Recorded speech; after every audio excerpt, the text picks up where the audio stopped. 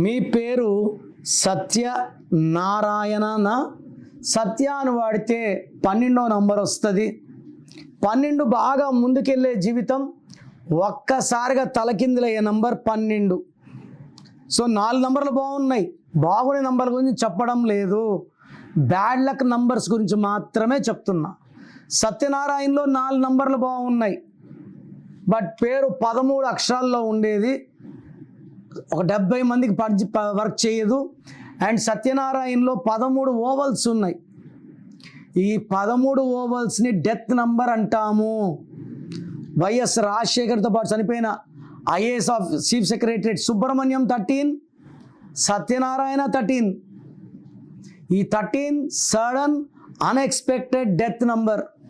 దివ్యభారతి 13, రాజీవ్ గాంధీ గారు 13, సంజయ్ గాంధీ గారు 13. ఈ 13 వచ్చిన వాళ్ళు ఒక్కసారిగా కుప్పకూలిపోతారు. నేను చెప్పిన నంబరు బాగాలేదంటే లైట్ తీసుకో, కిరణ్ నెహ్రూ డబ్బు కోసం చెప్తున్నాడు. డబ్బు కోసం కిరణ్ నెహ్రూ చెప్పడు. నేను పవిత్రమైన వైద్య వృత్తిని వదిలి దీంట్లోకి వచ్చాను.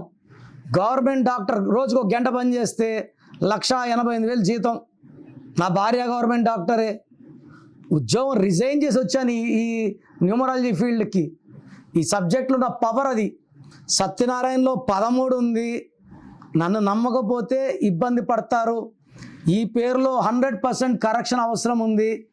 సో నా అపాయింట్మెంట్ తీసుకుంటే మీ పేరులో ఒక అక్షరం మార్చి అదృష్టం వచ్చేలాగా గైడెన్స్ ఇస్తాను. So me full name, calling name, date of birth స్క్రీన్లో ఉన్న ఏ నంబర్కి పెట్టినా నీకు 24 అవర్స్ రిప్లై వస్తుంది.